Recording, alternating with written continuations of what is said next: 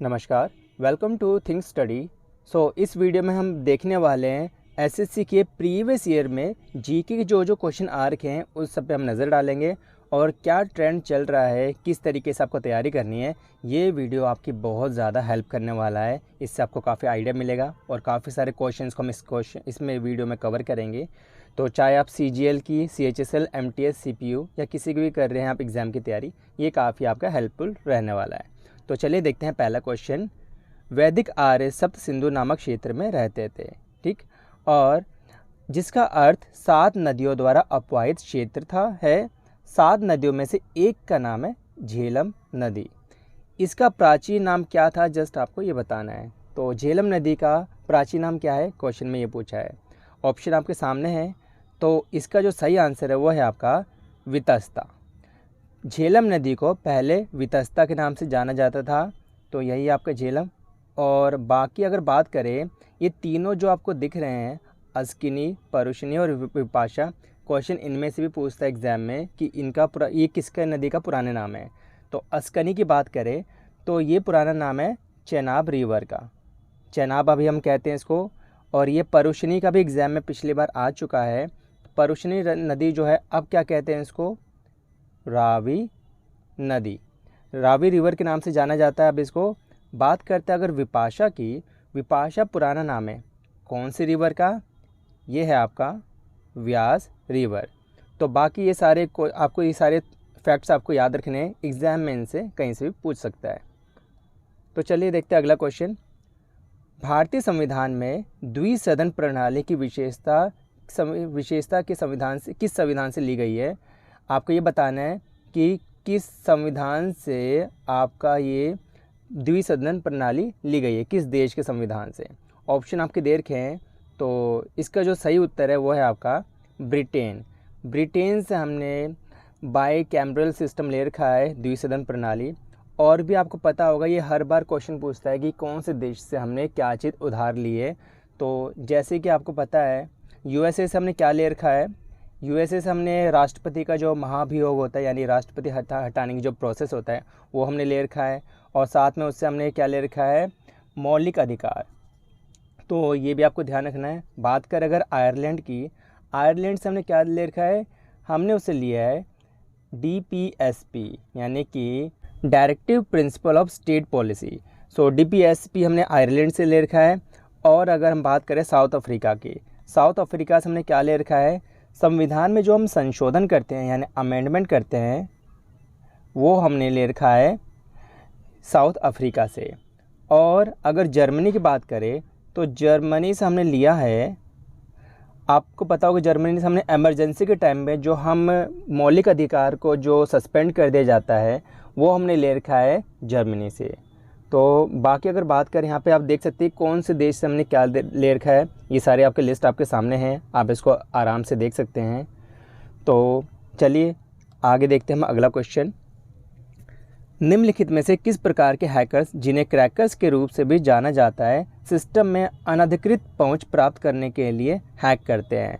तो इस प्रचालनों को हानि पहुंचाते हैं और संवेदनशील जानकारी चुराते हैं, मतलब ये बैड हैकर्स होते हैं। इनको हम क्या बोलते हैं, ऑप्शन दे रखे यहाँ पे सामने। तो जो बैड हैकर्स होते हैं जो जानकारी चुराते हैं, उसे बोलते हैं हम ब्लैक हैट। तो इसका बिल्कुल ऑपोजिट है वाइट हैट। जो एथिकल हैकर्स होते हैं उनको हम वाइट हैट बोलते हैं, और ये जो जानकारी चुराने वालों को बोलते हैं ब्लैक हैट। अगर आप देख रहे हो यहाँ पे ग्रे हैट लिखा हुआ है, ग्रे हैट का मतलब क्या होता है, ये वो होते हैं ग्रे हैट, पहले तो मतलब कि अच्छे पर्पज़ से ये हैकिंग करते हैं, बट जब इनको जानकारी मिल जाती है, मतलब जब इनको बाद में लालच आ जाता है, तो उसको सेल करना या फिर इसको थ्रेट करके जानकारी चुरा लेते हैं। तो उसे कहते हैं हम ग्रे हैट वाले। और रेड हैट वाले कौन होते हैं, जो ब्लैक हैट से जिन्होंने मान लो ब्लैक हैट करा, यानी कि जिन्होंने जानकारी चुराने के लिए कोई हैकर्स आया, उनसे निपटने के लिए रेड हैट वाले क्या करते हैं, काउंटर अटैक करते हैं। भले उनको सिस्टम को डिस्ट्रॉय करना पड़े, सिस्टम में से मतलब सारी जानकारी को डिलीट करना पड़े, तो ब्लैक हैट से लड़ने के लिए उनसे, ताकि वो डेटा ना चुरा ले, तो ये रेड हैट काम करते हैं। तो आई होप आपको सारे फैक्ट समझ आ गए होंगे। चलिए देखते हैं अगला क्वेश्चन। सतलुज और सतलुज और नदियों के बीच में स्थित हिमालय के भाग को कुमाऊं हिमालय कहते हैं। वैसे एक्चुअल में क्वेश्चन ये है कि सतलुज नदी और कौन सा दूसरा नदी है उसके बीच के पार्ट को हम बोलते हैं कुमाऊं हिमालय। यहाँ पे सतलुज हो गया और यहाँ पे कौन सा है आपको ये बताना है। ऑप्शन आपको सामने दे रखा है, तो इसका जो सही उत्तर होगा वो होगा बी काली। तो यहाँ पे जो काली नदी है और सतलुज नदी के बीच में जो एरिया पड़ता है उसे हम बोलते हैं कुमाऊं हिमालय। आई होप आपको इससे समझ आ जाएगा। जैसा आपको ये दिख रहा है, ये रिवर हमारा सतलुज रिवर और यहाँ पे हमारा काली रिवर, इनकी बीच का जो पार्ट है इसको बोलते हैं हम कुमाऊं हिमालय। और बाकी अगर बात करें दूसरे जगह की, जैसा आपको यहाँ पे दिख रहा है इंडस रिवर और आपका सतलुज रिवर, इसके बीच की जो पार्ट को क्या बोलते हैं पंजाब हिमालय। और ये मैं आपको बता चुका हूँ, सतलुज और काली के बीच में हम कुमाऊं हिमालय कहते हैं।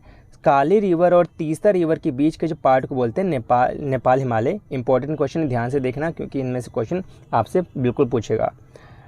तीस्ता रिवर और दिहांग रिवर के बीच का जो पूरा पार्ट है उसको बोलते हैं असम हिमालय।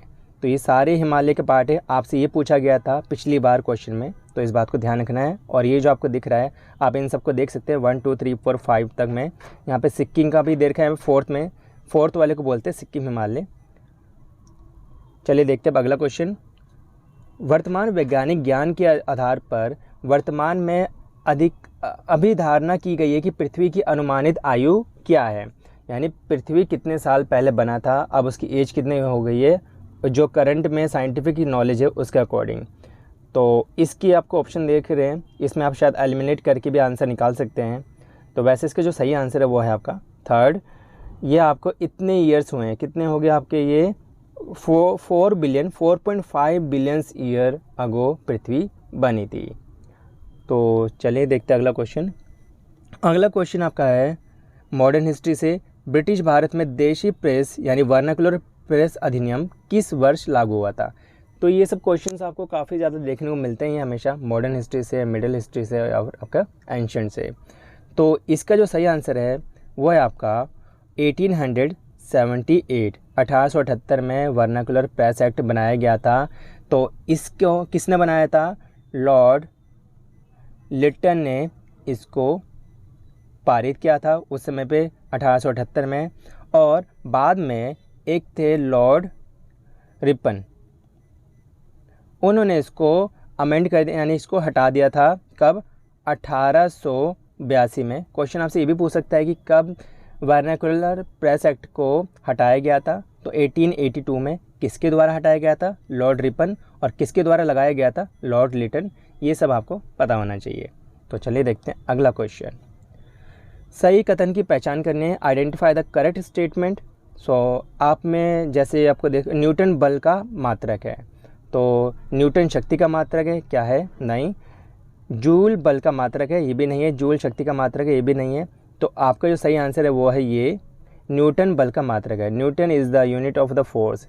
आपने सुना होगा कई बार न्यूटन फोर्स, आपका कहीं लग रहा है, आपका फोर्स लग रहा है न्यूटन फोर्स। तो इसमें न्यूटन का ऐसा यूनिट क्या है, फोर्स का ऐसा यूनिट क्या है, न्यूटन। और न्यूटन को हम एन से डिनोट करते हैं। और बात करते हैं अगर शक्ति की यानी पावर की जो ऐसा यूनिट है वो है आपकी वॉट। और अगर बात करें वॉट को हम जूल भी कहते हैं, जूल पर सेकंड। पावर को हम एक और लिखते हैं जूल पर सेकंड के हिसाब से भी लिखते हैं। तो दोनों ही आपका आंसर करेक्ट है, इस हिसाब से ध्यान रखना अगर पावर की बात करेगा। लेकिन फोर्स की अगर बात करता है तब आपका न्यूटन आपका ऐसा यूनिट होता है। अगला क्वेश्चन है, उस फ्रांसीसी जौहरी का नाम बताना है आपको जिसने मुगल काल के दौरान कम से कम 6 बार भारत की यात्रा की थी। 6 बार भारत की यात्रा कर चुका है। ऐसे यात्री का नाम तो आपको पता ही होना चाहिए क्योंकि एग्जाम में ये 2023 में पूछ चुका है। आपको सामने दिख रहा है, आपको एसएससी सीजीएल में ये सारे आपको पिछले साल के ही क्वेश्चन दिख रहे हैं। तो आप समझ सकते हैं कितने इंपॉर्टेंट क्वेश्चन है। और एसएससी क्या करता है, पैटर्न एक तरह से फॉलो करता है। इस बार ये पूछ लिया इन्होंने, इसी से रिलेटेड आपके सारे क्वेश्चन पूछते जाएगा। तो जो आपको वीडियो में दिख रहे हैं सारे के सारे रिलेटेड क्वेश्चन जितने पॉसिबल है मैं आपको सारे बता रहा हूँ, उससे ही आपको इस बार भी पैटर्न में देखने को मिलेगा। तो चलिए इसका आंसर देख लेते हैं। जो 6 बार भारत की यात्रा कर चुका था, इसका जो सही आंसर है वो है आपका बी, जीन बैप्टिस्ट टैवरनियर। तो ये जीन बैप्टिस्ट टैवरनियर ने आपके 6 बार भारत की यात्रा की थी मुग़ल काल के दौरान में, और उस समय पे इसने, वैसे ये हीरा व्यापारी था, डायमंड का मर्चेंट था। 17वीं सेंचुरी में इसने यहाँ पे ट्रैवल किया था इंडिया में। और ये जो है, ये भी इम्पोर्टेंट चीज़ है कि शाहजहाँ के दरबार में भी पहुँचा था। ये शाहजहाँ के दरबार में भी ये प्रेजेंट हुआ था। तो इस बात को आपको बिल्कुल ध्यान रखना है, एग्ज़ाम के लिए काफ़ी इंपॉर्टेंट है। तो अगला क्वेश्चन देखते हैं। ये सारे आपको दिख रहे हैं 2023 के सारे रिसेंटली आए हुए क्वेश्चन है, तो समझ सकते हैं क्वेश्चन की इम्पोर्टेंस को। तो नल चरित्रम नाटक किस भारतीय नृत्य शैली से संबंधित है? तो नल चरित्रम, इसका जो सही आंसर है वो है आपका सेकंड, कथकली। कथकली आपका जो है, इससे आपका ये आपका जो है कथकली, पता है आपको कहाँ पे है? ये केरला का ये नृत्य है। और नल चरित्रम भी, ये नाटक जो है आपका कथकली से रिलेटेड है। और ये जो है उन्नई वारियर द्वारा ये लिखी हुई एक कथकली के नाटक है। उन्नई वारियर, ध्यान रखना आपको, उन्नई वारियर, इन्होंने लिखी थी नाटक को। और ये क्या है बता देता हूँ। बेसिकली महाभारत पे ये आधारित है, ये नल चरित्रम। महाभारत में जो आपने सुना होगा नल दमयंती की कहानी, उन पे आधारित है ये कहानी, नल चरित्रम। क्वेश्चन क्योंकि ये भी पूछ सकता है कि किस पे आधारित है ये, तो नल दमयंती, इन दोनों पे ये आधारित है कहानी। चलिए नेक्स्ट क्वेश्चन देखते हैं।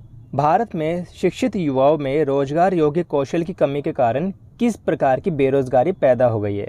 यानी लोग शिक्षित हो गए हैं, एजुकेटेड हो गए हैं, बहुत ज़्यादा पढ़े लिख गए हैं, लेकिन उनको उसके बावजूद भी एम्प्लॉयमेंट नहीं मिल पा रही है। तो ये कौन से प्रकार की ये आपका बेरोजगारी है? आपको सामने दिख रहा होगा कीवर्ड, आप देखिए ध्यान से, शिक्षित लिखा हुआ है। शिक्षित लोग बेरोजगार है, यानी क्या हो गया वो? शिक्षित बेरोजगारी, यानी बी आपका आंसर हो गया। तो पिछली बार आपको 2023 में पूछा था आपसे ये, अब इस बार आपसे इनके बारे में भी पूछ सकता है, यानी आपको तीनों, बाकी के तीनों भी पता होने ज़रूरी है। तो देख लेते हैं पहला, स्ट्रक्चरल अनएम्प्लॉयमेंट। स्ट्रक्चरल अनएम्प्लॉयमेंट क्या होता है? यानी कि मार्केट में आपको किसी और स्किल के लोगों की ज़रूरत है, लेकिन आपके पास किसी और स्किल के लोग हैं। फॉर एग्ज़ाम्पल, आपको चाहिए इंजीनियर, चाहिए रॉकेट बनाने के लिए, ठीक है, रॉकेट बनाने के लिए आपको इंजीनियर चाहिए, लेकिन आपके पास है कौन? शेफ़ है आपके पास, सारे शेफ़ है। तो क्या शेफ़ रॉकेट बना सकते हैं? नहीं बना सकते। यानी मार्केट में अवेलेबल है कोई और वर्कर, एक्सपर्ट्स, लेकिन आपको चाहिए कुछ और, तो इसे कहते हैं स्ट्रक्चरल अनएम्प्लॉयमेंट। साइक्लिक अनएम्प्लॉयमेंट देखते हैं, जैसे कि साइक्लिक में किसी देश में मान लीजिए मंदी आ गई है, तो वहाँ पे लोग ख़रीदना कम कर देंगे, लोगों गुड्स एंड सर्विसेज को डिक्रीज़ हो जाएगी ख़रीदना। तो इससे क्या होगा? जो लोग हैं ज़्यादा काम में लगे हुए हैं, वहाँ से जो कंपनी है धीरे धीरे एम्प्लॉयज़ को घटाना शुरू कर देगी अपने पैसे बचाने के लिए। तो इसे कहते हैं साइक्लिक अनएम्प्लॉयमेंट। टेक्निकल अनएम्प्लॉयमेंट से आपको समझ आ रहा होगा कि टेक्निक की वजह से अनएम्प्लॉयमेंट हो रही है। यानी कि एक ऐसा इन्वेंशन हो जाता है जिसकी वजह से लोग हैं, एक ही मशीन 1000 लोगों को काम कर दे रही है, तो बाकी जो पीपल होंगे वो यूज़लेस हो जाएंगे। तो इसलिए जब टेक्निकल इन्वेंशन होता है, उससे जब बेरोजगारी आती है, तो इसे कहते हैं टेक्निकल अनएम्प्लॉयमेंट। आई होप आपको ये सारे समझ आ गए होंगे और इम्पोर्टेंट है काफ़ी ज़्यादा एग्जाम के रिगार्डिंग। तो ये थे सारे ये जीके प्रीवियस ईयर के क्वेश्चन, इससे काफ़ी ज़्यादा आपको मदद मिलेगी इस बार जो एग्ज़ाम आने वाले हैं 2024 के। तो चलिए मिलते हैं लेक्चर 3 में नेक्स्ट क्लास में, तब तक के लिए धन्यवाद।